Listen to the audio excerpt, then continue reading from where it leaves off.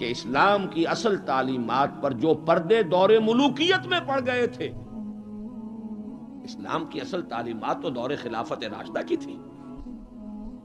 اسلام کا آئیڈیل نظام تو وہ تھا کہ دور فاروقی میں سفیر آیا ہے ایران کا، اس نے پوچھا اینا ملککم، تمہارا بادشاہ کہاں ہے؟ اسے جواب ملا لیس لنا ملکن بل لنا امیرن، ہمارا کوئی بادشاہ نہیں ہے، ہمارا تو ایک امیر ہے، امیر المومنین ہے ہمارا. بھئی وہ کہاں ہے؟ کوئی محل نظر نہیں آ رہا ہے اس چھوٹی سی بستی کے اندر. وہ ہمارے فاروق رہتا کہاں ہے جس کے نام سے تھرا رہے ہیں شہنشاہوں کے ایوان، لرزہ طاری ہے جس کے نام سے، رہتا کہاں؟ بتایا گیا کہ بیت المال کے کچھ اونٹ گم ہو گئے تھے، ہمارا وہ خلیفہ ان کو تلاش کرنے باہر گیا ہوا. وہ کسی کو ساتھ لے کر گیا ہوگا کہ پہچان تو سکے. تو دیکھا کہ تھک گئے تھے حضرت عمر فاروق، صبح سے تلاش میں تھے، اونٹ نہیں ملے، تھک گئے، دھوپ تیز ہو گئی، تو ایک جھاڑی کے ذرا سائے میں استراحت فرما رہے ہیں اپنا کوڑا اپنے سر کے نیچے رکھ کر. اس نے وہاں کھڑے ہو کر کہا اے عمر، تم انصاف کرتے ہو لہذا تمہیں کوئی خوف نہیں.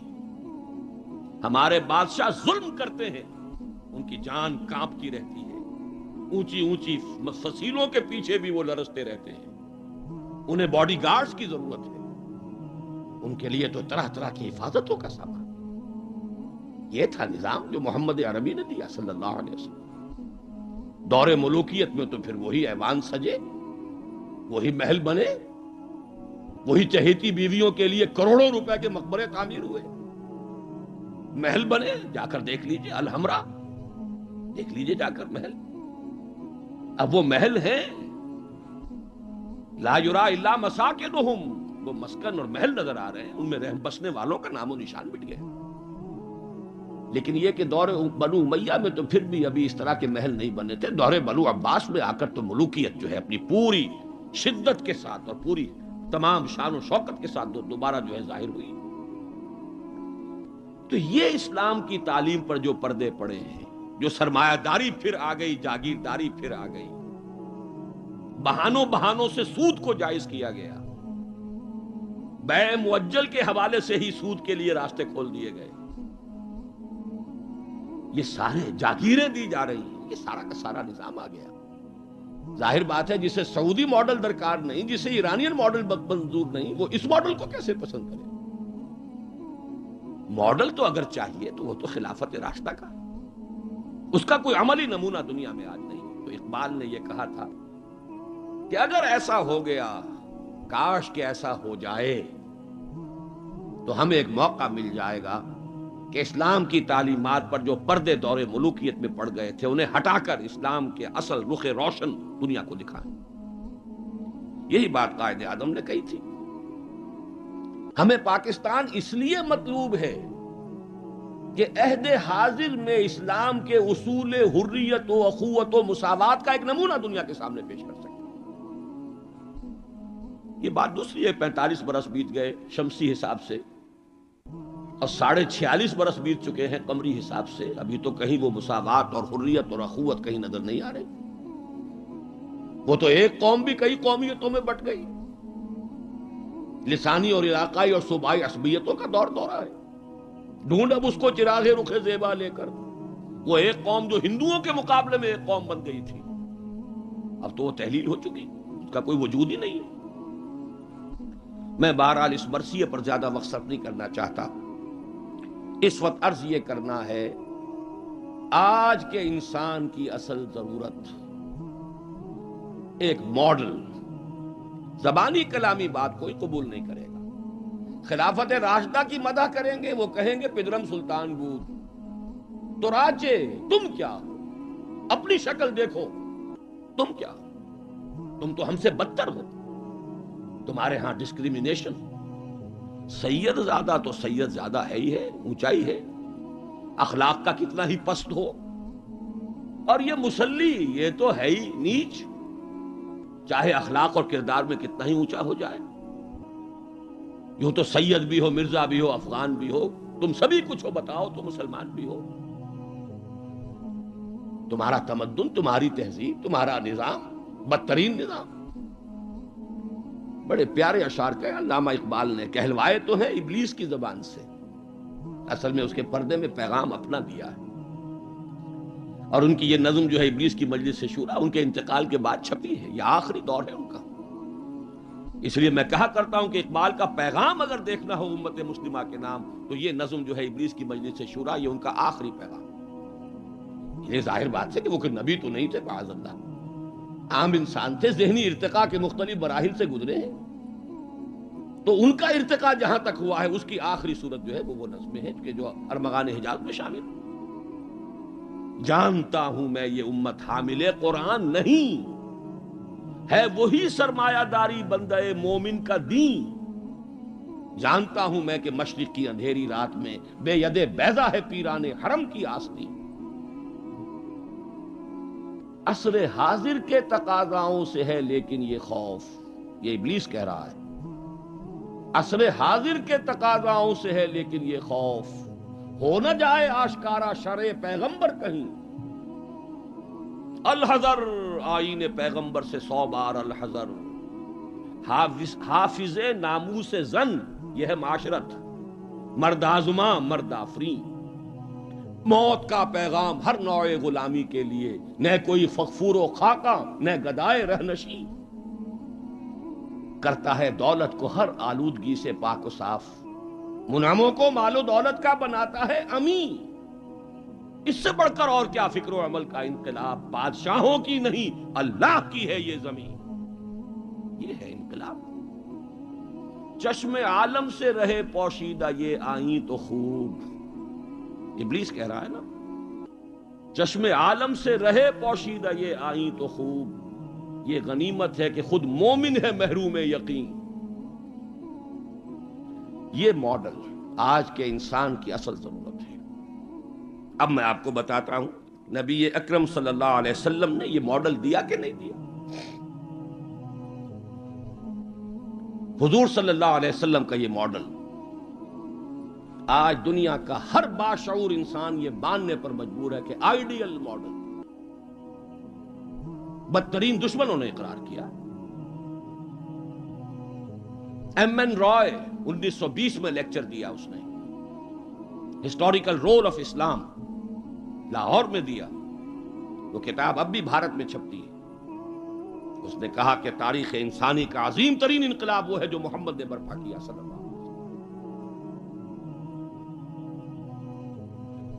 گاندھی نے 1937 میں جب پہلی مرتبہ ہندوستان میں انگریزوں نے ہمیں کچھ تھوڑی سی سیلف گورنمنٹ دینی شروع کی تھی، 35 کا ایکٹ جو ہے گورنمنٹ آف انڈیا ایکٹ 1935، اس کے نتیجے میں پھر الیکشنز ہوئے سن 36 میں، اور پھر وزارتیں بنی اور پورے ہندوستان میں کانگریس کی وزارت۔ ہریجن میں مقالہ لکھا گاندھی نے اور اپنے ان وزیروں کو کہا، ہدایت کی کہ ابو بکر اور عمر کے ماڈل کو سامنے رکھنا۔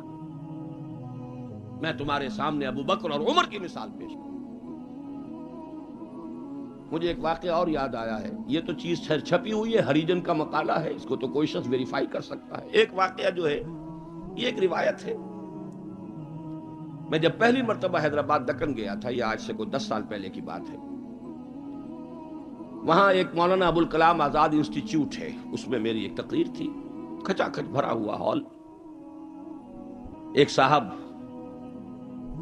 جو گورنر رہے تھے، پرانے کانگریسی بوڑھے 80 برس کی عمر کے گورنر رہے تھے بہار کے، بھی نام مجھے اس وقت ذہن سے اتر گیا ہے، وہ ان کی صدارت تھی۔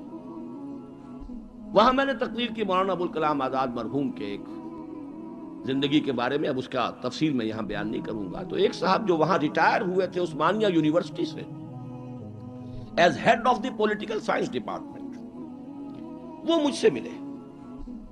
انہوں نے ایک تو مجھے یہ کہا کہ آج تک ابوالکلام کے بارے میں اگرچہ میں نے 20 لوگوں کو پی ایچ ڈی کرا دی ہے مولانا ابوالکلام آزاد کی زندگی اور ان کے خیالات، افکار، نظریات، ان پر 20 کو میں نے پی ایچ ڈی کرائی ہے اپنی نگرانی میں، لیکن اتنا کلیئر کانسیپٹ میرے سامنے ابوالکلام کا آج تک نہیں تھا۔ اور وہ 2 جملے میں بیان کر دیتا ہوں۔ میں نے یہ کہا کہ ابوالکلام کی زندگی کے 2 دور تھے،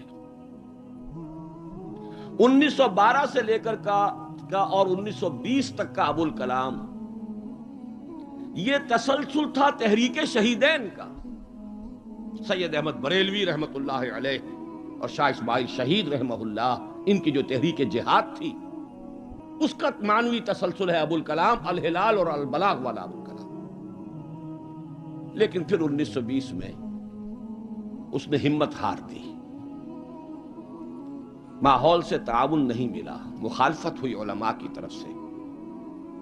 اس کھاتے کو بند کر کے حزب اللہ کا کھاتا، حکومت الہیہ کے قیام کی جد و جہد، یہ چیپٹر کلوز کیا ابوالکلام.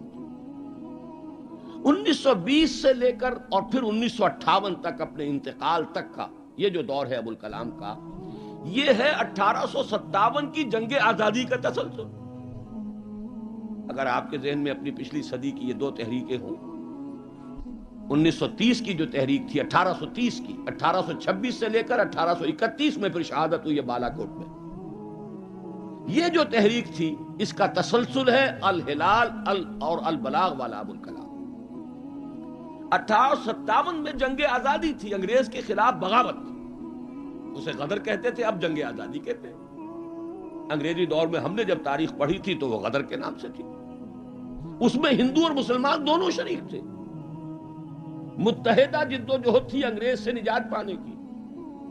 تو ابوالکلام کی 1920 کے بعد سے لے کر باقی زندگی جو ہے وہ در حقیقت مانوی تسلسل ہے اس جنگ آزادی کا جو 1857 میں لڑی گئی اور ناکام ہو گئی. ناکام تو وہ بھی ہو گئی، تحریک شہیدین بھی ناکام، 1857 کی جنگ آزادی بھی ہو گئی. بہرحال انہوں نے ایک بات تو یہ بتائی، اور مجھے اصل میں جو یاد آیا تھا معاملہ وہ ان کے ایک اور قول کا تھا. 1917 میں وہ کہتے ہیں کہ میں علی گڑھ میں پڑھتا تھا. اس وقت تک وہ صرف ایک کالج تھا، ابھی یونیورسٹی نہیں بنا تھا، اور ہاسٹل میں رہتا تھا. تو ایک روز شور مچ گیا، گاندھی جی آئے، گاندھی جی آئے، گاندھی جی آئے. گاندھی ابھی نئے نئے آئے تھے ساؤتھ افریقہ سے، اور وہ گویا کہ انڈیا کے پولیٹیکل ہورائزن پر ابھی وہ ایک رائزنگ سن کی حیثیت سے تھے. شور مچ گیا، گاندھی جی آئے، گاندھی جی آئے.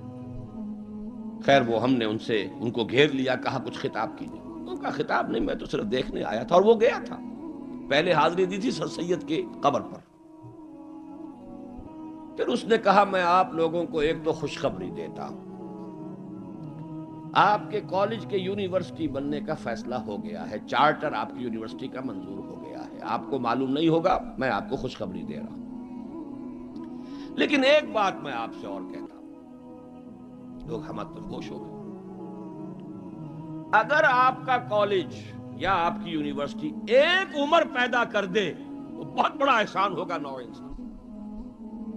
لیکن مجھے یقین ہے آپ عمر پیدا نہیں کر سکتے، اس لیے کہ میں آپ کے ہاسٹلوں میں چکر لگا چکا ہوں. وہاں قالین بچھے ہوئے ہیں، وہاں عیش اور آسائش کے سامان ہیں. اس ماحول میں عمر پروان نہیں چڑھتا. میں یہ سمجھتا ہوں کہ علامہ اقبال نے جو اشعار لکھے ہیں شاید یہ واقعہ ہی ہو کہ جو اس کی تحریک بنا ہو. تیرے صوفے ہیں افرنگی، تیرے قالی ہیں ایرانی، لہو مجھ کو رلاتی ہے جوانوں کی تن آسانی. تو معلوم ہوا کہ یہ عمر کا وہ مقام گاندھی کی نگاہ میں تھا. اور پھر سن 1937 میں 20 برس بعد وزیروں کو کہا ہے کہ ابو بکر اور عمر کو اپنے سامنے ماڈل کی حیثیت سے رکھو. ایچ جی ویلز نے کہا ہے اگرچہ حضور کی ذاتی زندگی پر، خاص طور پر ازدواجی زندگی پر بڑے رقیق حملے کیے، لیکن پھر اس نے جب حجۃ الوداع کے ذکر پر آتا ہے concise history of the world میں، اس کا پرانا آپ کو کوئی ایڈیشن تلاش کرنا ہوگا، نئے ایڈیشن میں سے یہ پیسیجز نکال دیے ہیں نئے ایڈیٹرز نے. لیکن یہاں کی یونیورسٹی سے میں نے نکلوا کر ایک دفعہ ویریفائی کیا تھا، چونکہ مجھے تو بہت پرانے یہ الفاظ یاد تھے، لیکن پھر میں نے انہیں تازہ کیا کراچی یونیورسٹی کی لائبریری سے.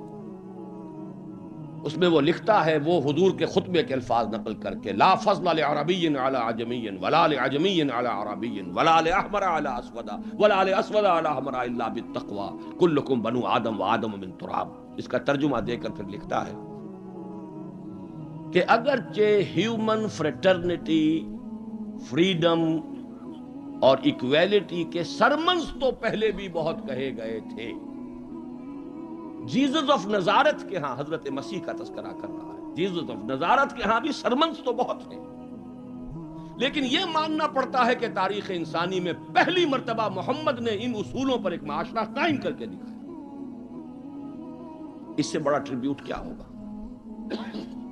اور دشمن ہے، ذاتی اعتبار سے حملے کر رہا ہے، رقیق حملے کر رہا ہے، استہزاء کر رہا ہے یہ تعدد ازدواج کا، لیکن یہ بات ماننے پر مجبور ہے کہ انسانی تاریخ میں پہلی مرتبہ انسان کی حریت، اخوت اور مساوات کے اصولوں پر مبنی ایک نظام قائم کیا محمد صلی اللہ علیہ وسلم. اور نوٹ کیجئے یہی 3 الفاظ قائد اعظم نے استعمال کیے تھے. ہم پاکستان اس لیے چاہتے ہیں کہ عہد حاضر میں اسلام کے اصول حریت و اخوت و مساوات کا ایک نمونہ دنیا کو دکھا. اسی طرح پھر ڈاکٹر مائیکل ہارٹ کی دی 100 مشہور کتاب ہے. بہرحال یہ ماڈل، یہ رحمت محمد الرسول اللہ صلی اللہ علیہ وسلم انسان کو عطا کر چکے ہیں، اور اپنے تو بہرحال مدح کریں گے ہی. اپنوں کی تو آنکھ محبت اور عقیدت کی آنکھ ہے، لیکن میں نے یہ گواہیاں دی ہیں اغیار کی، دشمنوں کی. اب آئیے دوسری آیت کی طرف. لقد کان لکم فی رسول اللہ اسوۃ حسنہ. یہاں خطاب ہو رہا ہے تمہارے لیے اللہ کے رسول کی زندگی میں، اللہ کے رسول کی شخصیت میں ایک عمدہ نمونہ ہے. پہلے تو غور کیجئے لکم سے مراد کیا ہے. یہاں خطاب مسلمانوں سے ہے، یہاں پوری نوع انسانی سے نہیں ہے. یہ فرق ہے، نوٹ کر لیجئے. پہلی آیت کے مقابلے میں خطاب کا رخ اس آیت میں یہ محدود ہے، مسلمانوں کی طرف خطاب. اے مسلمانوں، تمہارے لیے رسول کی شخصیت میں ایک عمدہ نمونہ ہے. آپ کہیں گے کس دلیل سے یہ کہہ رہے ہیں؟ اسی آیت کا جو دوسرا ٹکڑا ہے وہ عام طور پر پڑھا نہیں جاتا. لقد کان لکم فی رسول اللہ اسوۃ حسنۃ لمن کان یرجو اللہ والیوم الآخر وذکر اللہ کثیرا. اس شخص کے لیے اسوہ ہے حضور کی زندگی اور شخصیت جو 3 شرطیں پوری کرے. جیسے کہ قرآن مجید خود اپنے بارے میں کہتا ہے ہدی للناس شہر رمضان الذی انزل فیہ القرآن ہدی للناس وبینات من الہدی والفرقان. لیکن سورہ بقرہ ہی کے شروع میں کہتا ہے ہدی للمتقین. ستیارتھ پرکاش کے مصنف نے سوامی دیانند سرسوتی نے تو اعتراض کیا تھا اس پر. 14واں باب، بدنام زمانہ 14واں باب یاد ہوگا. اس کا حل کیا ہے اس اشکال کا؟ قرآن اپنی جگہ ہدایت ہے پوری نوع انسانی کے لیے تا قیام قیامت، لیکن اس سے استفادہ وہی کرے گا جس میں استفادے کی پیاس اور طلب. پیاس ہی نہیں، بہترین مشروب رکھ دیجئے، پیے گا نہیں انسان. بھوک نہیں، بیماری کی وجہ سے ذائقہ منہ کا خراب ہے. آپ نے دیکھا ہوگا ماؤں کو بیچاریاں بچوں کی کیسی کیسی خوش آمدیں کرتی ہیں، بیٹے کچھ کھا لو، یہ کھا لو، وہ کھا لو، یہ، لیکن اس کا منہ کا ذائقہ بگڑا ہوا کچھ نہیں کھاتا. بھوک مری ہوئی ہے کچھ نہیں کھاتا. تو جس میں ہدایت کی طلب نہیں ہوگی قرآن اس کو ہدایت نہیں دے گا. اپنی جگہ ہدی للناس، استفادے کے لیے شرط ہے، پیاس ہو طلب ہو تب. اسی طرح حضور کی زندگی اسوہ کاملہ، اپنی جگہ مکمل ہر اعتبار سے، لیکن اس سے استفادہ کرنے کے لیے 3 شرطیں ہیں. لقد کان لکم فی رسول اللہ اسوۃ حسنۃ لمن کان یرجو اللہ والیوم الآخر وذکر اللہ کثیرا. اس کے لیے اسوہ ہے کہ جو اللہ سے ملاقات کا امیدوار ہے، یوم آخرت پر یقین رکھتا ہے، حساب کتاب کا یقین ہے، اور اللہ کا ذکر کرتا ہو کثرت کے ساتھ، اس کے لیے اسوہ. بہت اہم ہے یہ نقطہ جو عام طور پر اس آیت کا دوسرا ٹکڑا جو ہے وہ سنایا ہی نہیں جاتا. لقد کان لکم فی رسول اللہ اسوۃ حسنۃ لمن کان یرجو اللہ والیوم الآخر وذکر اللہ کثیرا. اللہم ربنا اجعلنا منہم، اے اللہ ہمیں ان لوگوں میں شامل فرما جو ان 3 شرطوں کو پورا کر کے اور محمد الرسول اللہ صلی اللہ علیہ وسلم کی اسوہ حسنہ سے استفادہ کر سکے۔ اب نوٹ کیجئے حضور کا یہ اسوہ نمونہ کس کس پہلو سے ہے۔ اس میں بھی ذرا 3 مراحل آئیں گے۔ سب سے پہلے یہ کہ ایک فرد کی حیثیت سے اسوہ کاملہ، خاص طور پر میرے نزدیک تو یہ سیرت النبی کا اعجاز ہے، معجزہ ہے۔ اگرچہ حضور کا سب سے بڑا معجزہ قرآن ہے، لیکن خود اپنی جگہ پر سیرت النبی معجزہ ہے۔ کس معنی میں؟ انسان کی جتنی حیثیتوں کا آپ تصور کر سکتے ہیں ان تمام حیثیتوں میں اسوہ موجود ہے محمد الرسول اللہ صلی اللہ علیہ وسلم۔ باپ کی حیثیت سے اسوہ موجود، حضرت مسیح کی زندگی میں تو نہیں، انہوں نے شادی نہیں کی۔ شوہر کی حیثیت سے اسوہ موجود، خسر کی حیثیت سے اسوہ موجود، حضرت علی کے خسر ہے کہ نہیں، حضرت عثمان کے خسر ہے یا نہیں۔ داماد کی حیثیت سے اسوہ موجود، حضرت ابوبکر حضرت عمر کے داماد ہے کہ نہیں۔ پھر ذرا غور کیجئے، داعی کی حیثیت سے اسوہ، مبلغ کی حیثیت سے اسوہ، معلم کی حیثیت سے اسوہ، مربی اور مزکی کی حیثیت سے اسوہ، امام مسجد کے اعتبار سے اسوہ، خطیب مسجد کے اعتبار سے اسوہ، پھر میدان جنگ میں سپہ سالار کی حیثیت سے اسوہ، قاضی القضات کی حیثیت سے اسوہ، اور صدر مملکت کی حیثیت سے اسوہ۔ کون سی زندگی کا گوشہ رہ گیا؟ اتنی گمبھیر زندگی کا واقعہ یہ ہے کہ کوئی اور دنیا میں مثال آپ نہیں دے سکتے، اتنی جامع زندگی۔ یہی بات ہے جو ڈاکٹر مائیکل ہارٹ نے تو یہی بات تو کہی ہے۔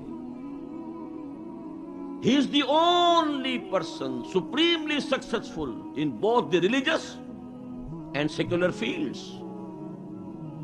باقی عظیم شخصیتیں ایسی ہیں یا مذہب و اخلاق اور روحانیت کے میدان میں بلند نظر آئیں گی تو دنیا اور سیاست اور مملکت اور ریاست اور سپہ سالاری میں زیرو۔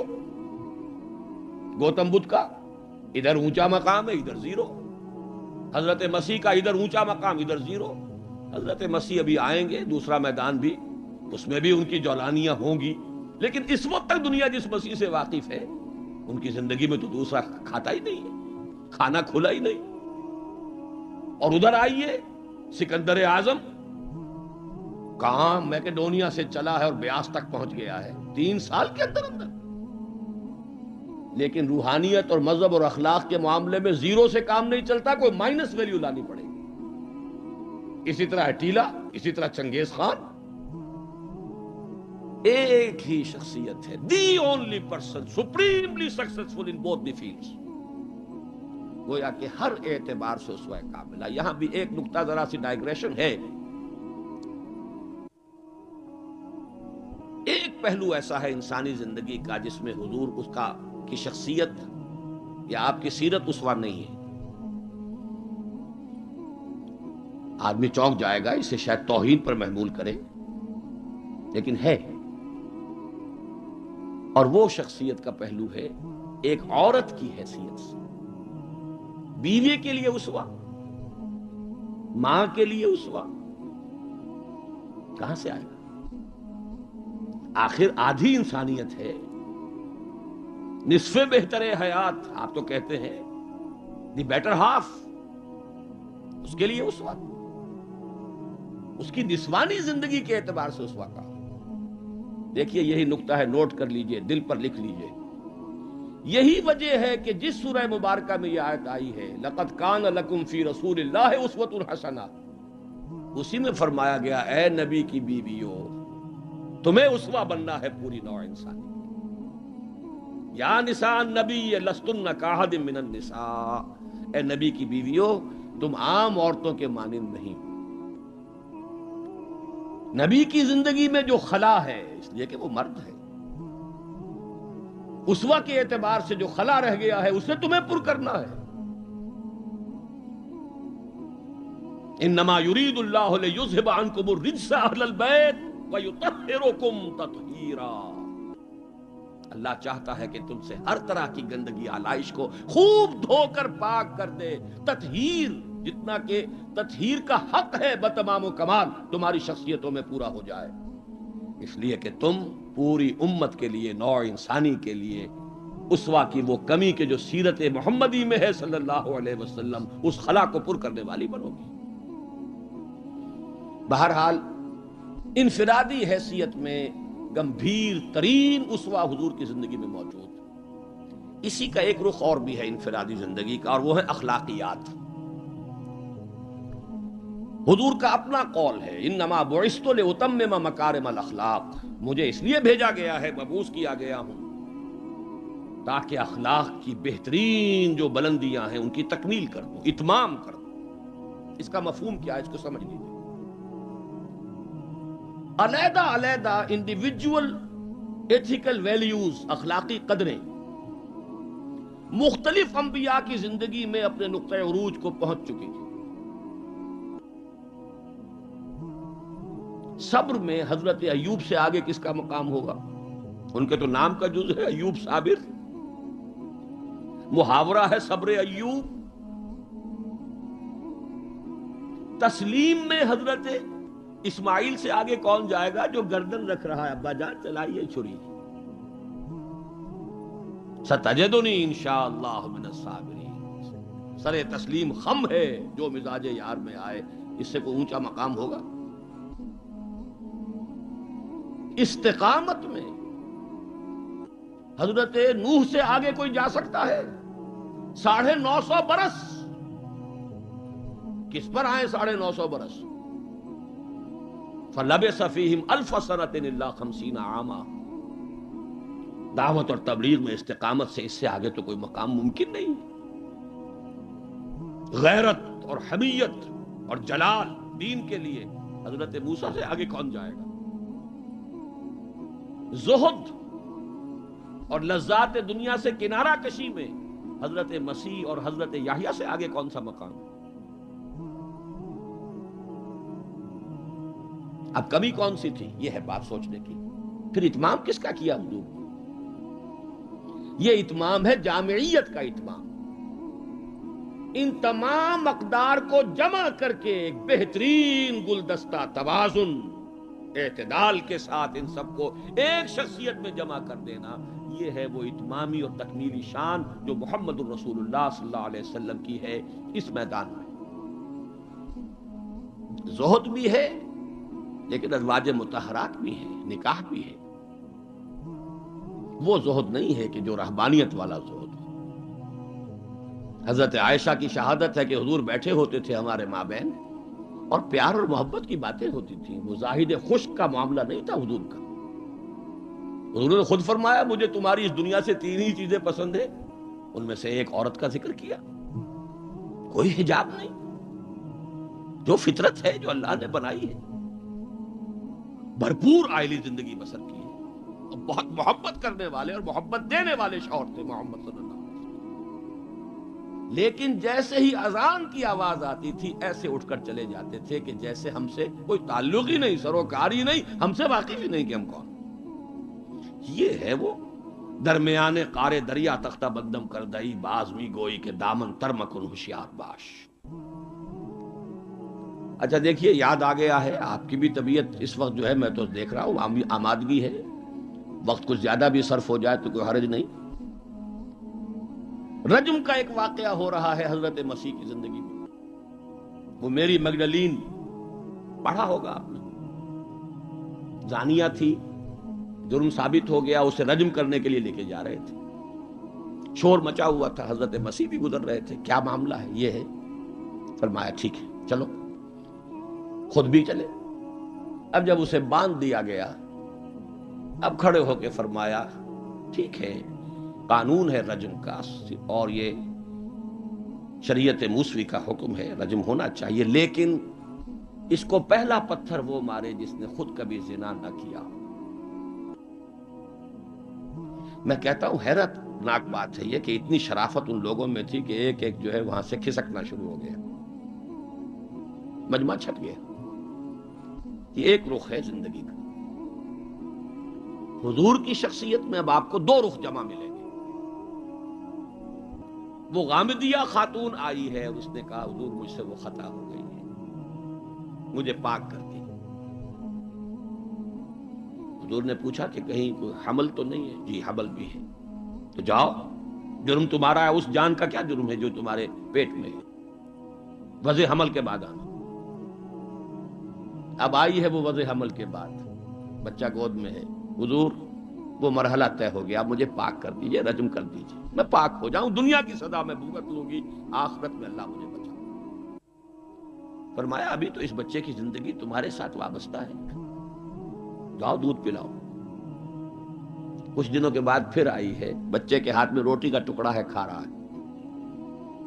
فرمایا ہاں اب ٹھیک ہے، لے جاؤ اس کو رجم کر دو، اللہ کا حکم ہے۔ لا تاخذکم رافت فی دین اللہ ولا تاخذکم بہما رافت فی دین اللہ، اللہ کا حکم ہے، کرنا ہوگا، چاہے اپنے سینے پر پتھر رکھنا پڑے، اب رجم کرنا ہوگا۔ لیکن جب رجم ہو گیا ہے اور وہ خاتون جو ہے ان کا انتقال ہو گیا، کسی کی زبان سے نکل گیا کتنی بے حیا عورت تھی، حضور نے ڈانٹ دیا، نہیں، اس عورت نے وہ توبہ کی ہے کہ اگر تمام مدینے والوں پر تقسیم کر دی جائے تو سب کی نجات کا ذریعہ بن جائے۔ یہ توازن ہے، حکم رب کا نفاذ بھی ہے، اس میں اپنی ذاتی شفقت کو آڑے نہیں آنے دینا ہے، لیکن یہ نہیں ہے کہ اس سے کوئی سوء ظن ہو۔ مریض سے دشمنی نہیں ہوتی، مرض سے دشمنی ہوتی، مریض سے تو ہمدردی ہوتی، اور اس نے تو وہ توبہ کی ہے۔ بہرحال انفرادی سطح پر میں نے ایک تو عرض کیا کہ اسوہ محمدی کی جامعیت کبریٰ، نمبر 2 اخلاقی میدان میں تکمیل، یعنی تمام جتنی اخلاقی اقدار ہیں بلند اور اعلیٰ، ان کا مجموعہ حسین گلدستہ، جس میں ہر شے اپنے اپنے مقام پر صحیح توازن اور اعتدال کے ساتھ ہے، یہ ہے خاص معاملہ محمد الرسول اللہ صلی اللہ علیہ وسلم۔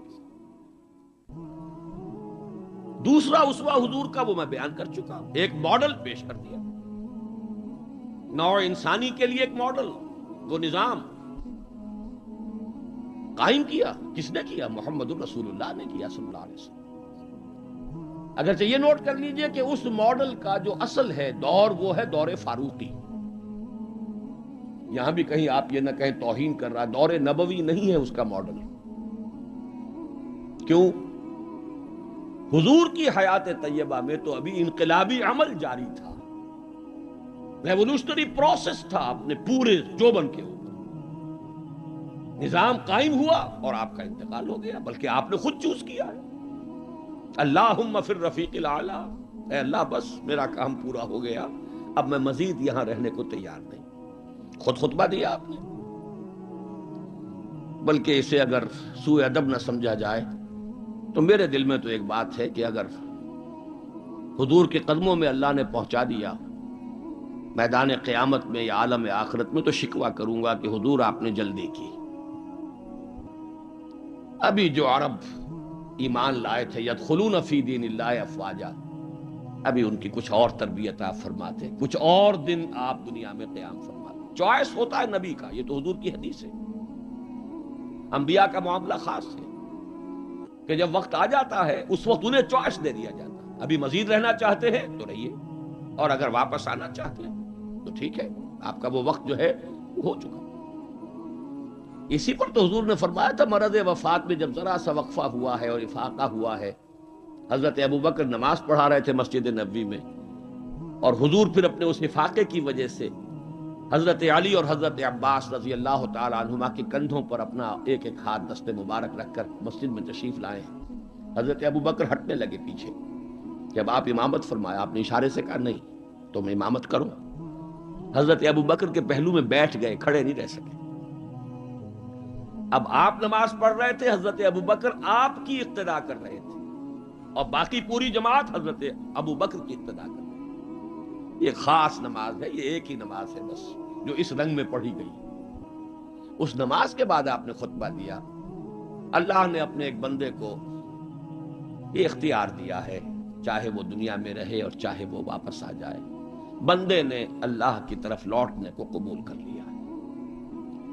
حضرت ابو بکر رو پڑے. باقی صحابہ نہیں سمجھے کہ یہ تو ایک خاص بات کہی جا رہی ہے، کسی اور کی حکایت ہے، کیا ہے. حضرت ابو بکر رو پڑے، سمجھ گئے کہ معاملہ کیا ہے. اب آپ نے فیصلہ کر لیا ہے مراجعہ. بہرحال میں یہ عرض کر رہا تھا کہ حضور کی حیات طیبہ بہت گمبھیر انقلابی عمل ہے جو اس کے اندر چھایا ہوا ہے. اس میں پھر ابھی اس نظام کی برکات جو ہیں وہ نمایاں نہیں ہے، موجود ہیں، نمایاں نہیں ہے. اسی طرح حضرت ابوبکر کے کل 2.25 سال، اور وہ بھی جس انقلاب کی تکمیل حضور نے کر دی تھی، اس کے خلاف جو کاؤنٹر ریولوشنری موومنٹس اٹھی ہیں ان کو کرب کرنے میں سارا وقت صرف ہو گیا. مسیلمہ کذاب اٹھ کھڑا ہوا ہے، فلاں جو ہے یہ نبیہ بن کر دعوے دار بن کر کھڑی ہو گئی ہے، اس نبی اور نبیہ کا نکاح بھی ہو گیا ہے. ایک طوفان. منکرین زکوٰۃ کھڑے ہو گئے ہیں. اور شاید آپ نے کبھی نوٹ نہ کیا ہو، نوٹ کر لیجئے، یہ سورت تو آپ پڑھتے ہی ہیں، اذا جاء نصر اللہ والفتح ورأیت الناس يدخلون فی دین اللہ افواجا. لیکن یہ کہ اس کی ایک برعکس تصویر بھی ہے، وہ دیکھ لیجئے کہ حضور کے انتقال کے بعد وہ جو فوج در فوج آئے تھے، فوج در فوج نکل بھی گئے تھے. یخرجون من دین اللہ افواجا. اور دارالاسلام جو ہے وہ صرف مدینے تک محدود ہو کر رہ گیا تھا. حضرت ابو بکر کی فضیلت جو ہے در حقیقت اسی سے ظاہر ہوتی ہے. with an iron fist and with an iron will، جس طرح آپ نے مقابلہ کیا ہے اور کرش کر دیا ہے ان تمام جو بھی قوتیں اٹھی. حضرت عمر تک گھبرا رہے ہیں، مشورہ دے رہے ہیں کہ دیکھیے ایک دم 3 محاذ نہ کھول لیجئے، حالات بڑے خراب ہیں، بڑے نازک ہیں. آپ نہ تو جیش اسامہ کو روک رہے ہیں، ٹھیک ہے آپ کا کہنا ہے کہ جس لشکر کا علم جو ہے حضور نے عطا کر دیا ہو، میں کیسے اس لشکر کو روکوں. پھر آپ مدعیان نبوت کے خلاف بھی لشکر بھیج رہے ہیں، وہ بھی سمجھ میں آتا ہے، وہ تو کافر ہو گئے، مرتد ہو گئے، لازماً ان کے خلاف تو جہاد کرنا ہے. لیکن کم سے کم ان زکوٰۃ کا انکار کرنے والوں کے معاملے میں سوچئے، نرمی کیجئے، تیسرا محاذ نہ کھولیے. انہوں نے نہ کسی نئے نبی کی دعوت کو قبول کیا ہے، نہ وہ ابھی نماز کا انکار کر رہے ہیں، بلکہ زکوٰۃ بھی یہ نہیں کہتے کہ ہم نہیں دیں گے، صرف یہ کہتے ہیں کہ ہم حکومت کو نہیں دیں گے. تو تھوڑی سی نرمی کیجئے. حضرت عمر کو ڈانٹ ملائی ہے حضرت ابو بکر نے. اے عمر، تم دور جاہلیت میں تو بڑے سخت تھے اور بڑے ہمت والے تھے، اسلام میں آ کر کمزور ہو گئے. اور پھر وہ تاریخی الفاظ کہے ہیں، ایبدل الدین وانا حی، کیا دین کے اندر ترمیم ہوگی جبکہ میں ابھی زندہ ہوں؟ میری زندگی میں دین میں ترمیم نہیں ہو سکتی. خدا کی قسم اگر کسی اور نے میرے ساتھ نہ دیا، تنہا جاؤں گا اور ان مانعین زکوٰۃ سے جہاد کروں گا. یہ آئرن ول اور آئرن فسٹ ابو بکر، رقیق القلب نحیف الجثہ انسان. لہذا اس 2.25 سال میں بھی اصل جو برکات ہیں ان کا ظہور نہیں ہو پا رہا. اصل میں جسے انگریزی میں آپ کہتے ہیں للی ان بلوم، یہ گلاب کا پھول پوری طرح کھل کر جو سامنے آیا ہے، وہ دور فاروقی ہے رضی اللہ تعالی عنہ. اس کی وہ شانیں ہیں. وہ سفیر کا واقعہ سنا چکا ہوں. حریت کا معاملہ دیکھیے کہ سعد ابن ابی وقاص کے بارے میں پرچہ نویس نے اطلاع دی ہے ایران سے. گورنر ہے ایران کے حضرت سعد ابن وقاص، اور گورنر اس لیے ہے کہ خود فاتح ایران ہیں. یہ ریوڑیوں کی طرح بٹی ہوئی گورنریاں نہیں ہیں کہ اس کو دے دو اس کو دے دو، جس کو چاہو دے دو. خود فاتح ایران سعد ابن ابی وقاص. اور آدمی کون ہے وہ؟ ایک ہی انسان ہے جس کے بارے میں حضور نے فرمایا، اے سعد تم پر میرے ماں باپ قربان. غزوہ احد میں جب نرغہ کیا ہے کفار نے اور حضور کو شہید کرنے کے لیے سرتوڑ کوشش کی ہے، اس وقت تیر اندازی کر رہے تھے حضرت سعد ابن ابی وقاص رضی اللہ تعالیٰ عنہ، یکی از عشرہ مبشرہ. اس وقت حضور نے کہا تھا تیر چلائے جاؤ اے سعد، تم پر میرے ماں باپ قربان. وہ سعد ہیں کہ پرچہ نویس نے اطلاع دی ہے کہ سعد نے اپنے گھر کے باہر ایک ڈیوڑی بنا لی ہے، دربان کھڑا کر دیا ہے، حضرت بلال کو بھیجا ہے، خط میں ڈانٹ دی ہے، لیکن بلال کو حکم تھا کہ پہلے جا کر ڈیوڑی کو آگ لگا دینا، پھر یہ خط دینا سعد کو. نے آگ لگائی ہے، پھر جا کر یہ خط دیا ہے. خط میں لکھا ہے سعد، لوگوں کو ان کی ماں نے آزاد جنا تھا، تم نے انہیں اپنا غلام کب سے بنا دیا. حریت کا اس سے اونچا تصور کوئی ہوگا؟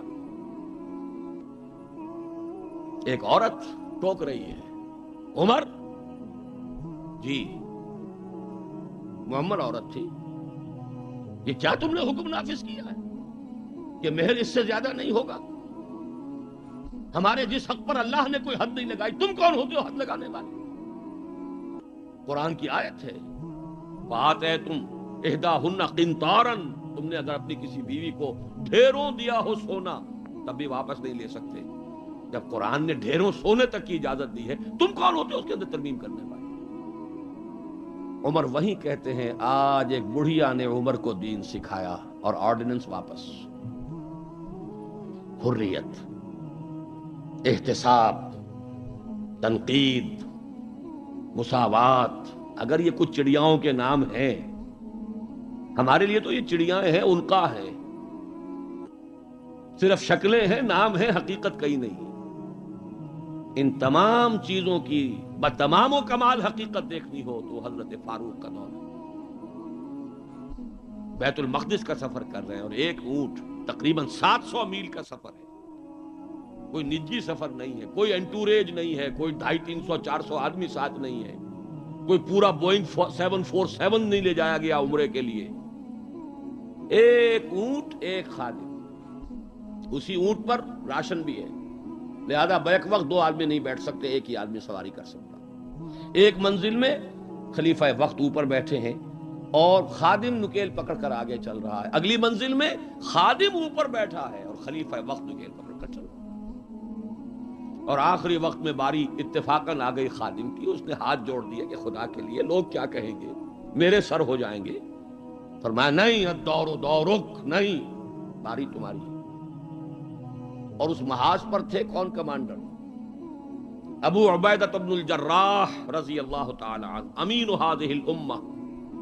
جب غلغلہ ہوا، آ گئے عمر، آ گئے عمر، آ گئے، تشریف لے آئے. اب وہ آئے ہیں استقبال کے لیے، دیکھا کپڑے سخت میلے، ننگے پاؤں، درمیان میں کہیں کیچڑ آیا تھا، پیدل چل کے آ رہے تھے تو جوتے بھی ہاتھ میں لے لیے تھے. کہا یہ آپ کیا کر رہے ہیں، اپنا حلیہ کوئی درست کیجئے، یہ بڑا متمدن ملک ہے، بڑے مہذب لوگ ہیں یہ شام کے لوگ، کیا کہیں گے. ڈانٹ پلائی ہے حضرت ابو عبیدہ کو بھی.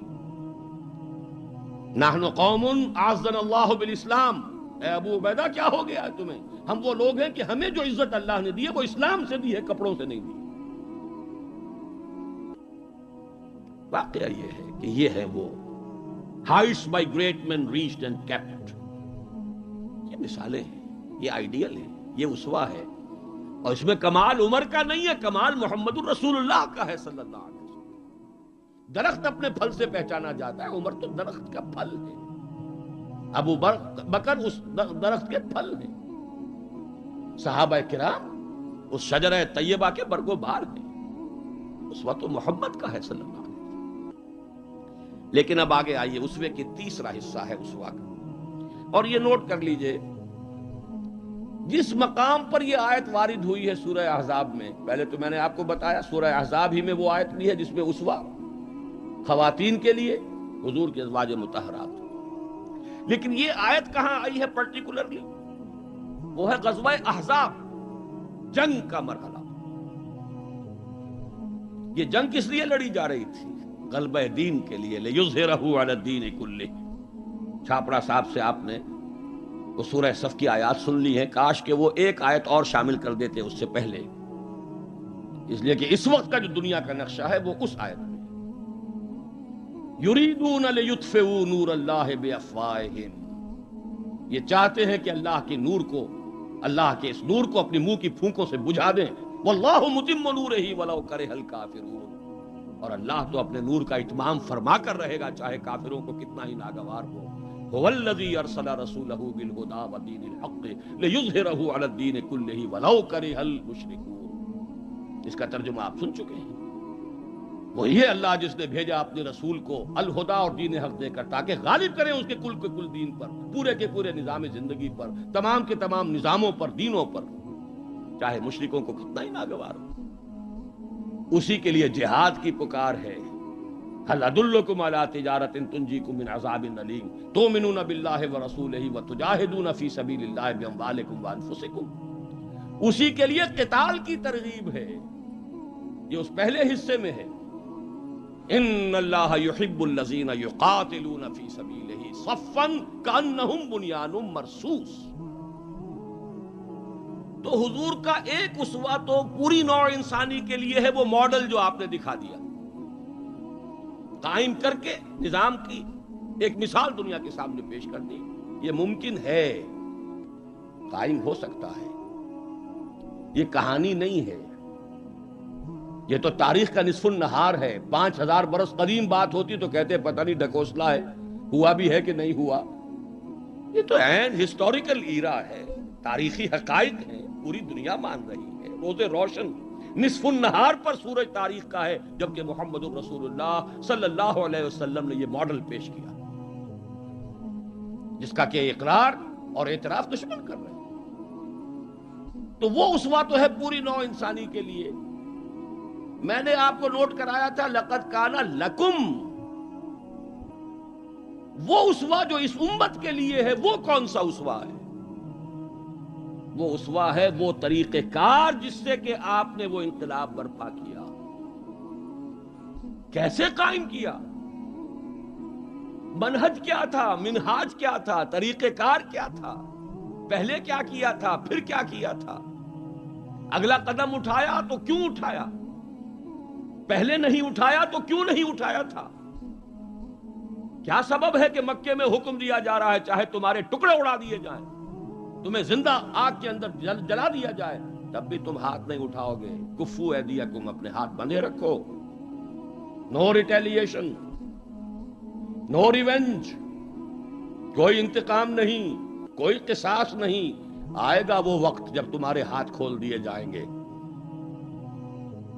نغمہ ہے بلبل شوریدہ تیرا خام، ابھی اپنے سینے میں اسے اور ذرا تھام. ابھی اپنے ہاتھ روکے رکھو، چاہے تمہارے جسم کے ٹکڑے کر دیے. کیا وجہ ہے؟ پھر کیا وجہ ہے؟ ہاتھ کھل گئے، کیوں کھل گئے؟ فیصلہ کن چیز کون سی تھی؟ ہاتھ بندھے ہوئے تھے تو کیوں بندھے ہوئے تھے؟ کھلے تو کیوں کھلے؟ کب کھلے؟ کس تبدیلی کی وجہ سے کھلے؟ کیا وجہ ہے کہ سن 6 میں صلح حدیبیہ کر رہے ہیں اور بظاہر گر کر اور دب کر رہے ہیں؟ ہر مسلمان کا خون کھول رہا ہے. حضرت عمر سے تو ضبط نہیں ہو سکا. ساری عمر پچھتاتے رہے کہ میں نے گستاخی کا معاملہ کیا تھا. جو جا کر حضور سے کہا تھا کیا ہم حق پر نہیں ہیں؟ فرمایا ہاں ہم حق پر ہیں. تو پھر ہم دب کر صلح کیوں کر رہے ہیں؟ فرمایا میں اللہ کا رسول ہوں، وہی کر رہا ہوں جس کا مجھے حکم ہے. یہی بات حضرت علی نے کی جب سہیل ابن عمر نے کہا ہے کہ یہ معاہدہ جو لکھا جا رہا ہے صلح کی دستاویز، اس میں آپ کے نام کے ساتھ رسول اللہ کا لفظ نہیں ہوگا، اس لیے کہ دستاویز پر تو دونوں پارٹیز کے دستخط ہونے. اگر ہم آپ کو اللہ کا رسول مان لیں تو جھگڑا کائے گا؟ پھر ہم تو نہیں مانتے کہ آپ اللہ کے رسول ہیں. یہ معاہدہ ہوگا محمد ابن عبداللہ اور قریش کے مابین. وہی مسکرا کر بات فرمائی، تم مانو یا نہ مانو میں اللہ کا رسول ہوں، لیکن اے علی مٹا دو جو یہ کہہ رہا ہے، مان لو کہ لکھ دو محمد ابن عبداللہ. عرض کیا حضور یہ میں نہیں کر سکتا. غیرت و حمیت حضرت عمر میں ہے، حضرت علی میں ہے، کوئی فرق نہیں. کچھ فرق نہیں ان چاروں میں. معلوم ہوا ہے کرنیں ایک ہی سورج کی. اس اعتبار سے نوٹ کیجئے کہ خون کھول رہا ہے، اور خون کھولنے کی مثال میں آپ کو اب دیتا ہوں. ایک ایک شخص کا خون کھول رہا ہے، یہاں تک کہ ابو بکر کا خون کھول رہا ہے. یہ دوسری بات ہے، ضبط اتنا ہے کہ بولے نہیں. کیسے معلوم ہوا کہ خون کھول رہا تھا ابو بکر کا بھی؟ جب صلح ہو گئی حضور نے فرمایا مسلمانوں اب احرام کھول دو، جو ہدی کے جانور ہیں یہیں ذبح کر دو. کوئی نہیں اٹھا.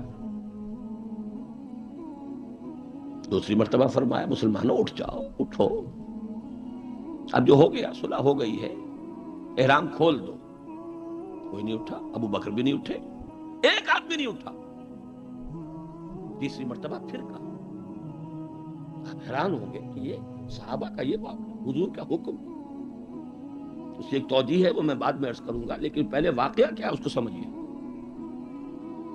دل گرفتہ ہو کر حضور اپنے خیمے میں گئے، ناراض ہو کر، دل گرفتہ۔ حضرت ام سلمہ تھا ساتھ تھی رضی اللہ تعالیٰ، بڑی مدبر خاتون، بہت مدبر خاتون۔ جا کر کہا ہے کہ مسلمانوں کا یہ حال ہے سب کا، میں نے 3 مرتبہ کہا ہے، کوئی نہیں اٹھ رہا۔ حضرت ام سلمہ نے مشورہ دیا، حضور آپ کسی سے کچھ کہیے نہیں، اپنا احرام کھول دیجئے، قربانی دیجئے۔ اب آئے ہیں، آ کر اپنا احرام کھول دیا، قربان، اب سب اٹھ گئے، سب نے قربانیاں دے دی۔ میرے ذہن میں اس کی تعویل یہ ہے کہ لوگ منتظر تھے، اسے کہا جاتا ہے فلسفے میں حالت منتظرہ، پتہ نہیں حضور ہمارا امتحان تو نہیں لے رہے، یہ احرام کیسے کھول دے بغیر عمرہ کیے، یہ کوئی اللہ اور اس کے رسول کی طرف سے ہماری غیرت و حمیت کا امتحان تو نہیں ہے۔ اس سسپینس میں تھے، جب دیکھا کہ حضور نے تو کھول دیا احرام، قربانی دے دی، اب گویا کہ کوئی شک اور شبہ کی بات نہیں رہی کہ یہی منشاء نبوت ہے، یہی حکم ہے، لہذا کوئی ایک بھی نہیں تھا کہ جو پیچھے رہ گیا۔ لیکن میری گفتگو اس وقت اس مرحلے پر تھی کہ قابل توجہ ہے یہ بات، 2 سال قبل سن 6 میں حضور صلی اللہ علیہ وسلم بظاہر گر کر دب کر صلح کر رہے ہیں، اور 2 سال کے بعد قریش کا سردار آ کر ابو سفیان خوش آمدیں کر رہے ہیں، اس لیے میں ادب کا اس سے نام دوں گا کہ ایمان لے آئے بعد میں، صحابی ہے، خدا کے لیے ہماری طرف سے خطا ہوئی ہے، ہمارے ایک قبیلے نے، ہمارے حلیف قبیلے نے صلح کو توڑا ہے، رینیو کر دیجئے، دوبارہ وہ ٹریٹی ہو جائے، دوبارہ معاہدہ ہو جائے۔ حضور نہیں سن رہے، سفارشیں کرا رہے ہیں، حضرت علی سے کرا رہے ہیں، فلاں سے کرا رہے ہیں، خدا کے لیے سفارش کرو، منواؤ۔ ابو سفیان بڑے مدبر انسان، انہیں پتا تھا اب ہمارے اندر طاقت نہیں ہے، اب ہم مقابلہ نہیں کر سکتے محمد کا۔ 2 برس جو حضور کو مل گئے، اس میں جو آپ نے پھر اپنی دعوت اور جو تنظیم اور تربیت کے مراحل جس تیزی کے ساتھ آگے بڑھائے ہیں، خیبر فتح کر لیا، اتنی بڑی فتح، صلح حدیبیہ کے فوراً بعد، جب اندرون ملک عرب کوئی اندیشہ نہیں رہا، سیدھے آپ نے تیر کی طرح رخ کیا خیبر کا، اور وہ گڑھ اور قلعہ جو ہے یہود کا، اس کو پاش پاش کر دیا۔ اب طاقت اتنی ہو چکی تھی کہ ابو سفیان کو معلوم تھا we are no match to Muhammad now صلی اللہ علیہ وسلم۔ اس لیے بلکہ اس میں بھی واقعہ سن لیجئے، حضرت ام حبیبہ ابو سفیان کی بیٹی ہے، حضور کے نکاح میں ہے، معلوم ہوا کہ this is the nearest approach، اس سے زیادہ سفارش اور کون سی ہوگی، اپنی بیٹی جو ہے خود نبی کے گھر میں، بڑی امیدیں لے کر گئے ہوں گے ابو سفیان۔ حضرت ام حبیبہ کے حجرے میں جب گئے، چارپائی پر بیٹھنے لگے تھے، انہوں نے کہا ابا جان ذرا ٹھہریے، بستر بچھا ہوا تھا اس کو طے کر دیا، کہا اب بیٹھیے۔ اب یہ قریش کا سردار، مکے کا چیف، پوچھتے ہیں بیٹی یہ بستر میرے لائق نہ تھا یا میں اس بستر کے لائق نہ تھا؟ فرمایا ابا جان آپ اس بستر کے لائق نہیں ہیں، یہ محمد الرسول اللہ کا بستر ہے، آپ مشرک ہیں، کافر ہیں، نجس ہیں۔ تو میں یہ کہا کرتا ہوں کہ کیا ان کو خیال رہا ہوگا کہ اب کیا سفارش کے لیے اس بیٹی سے کہے جن کا معاملہ، جس کا طرز عمل یہ ہے۔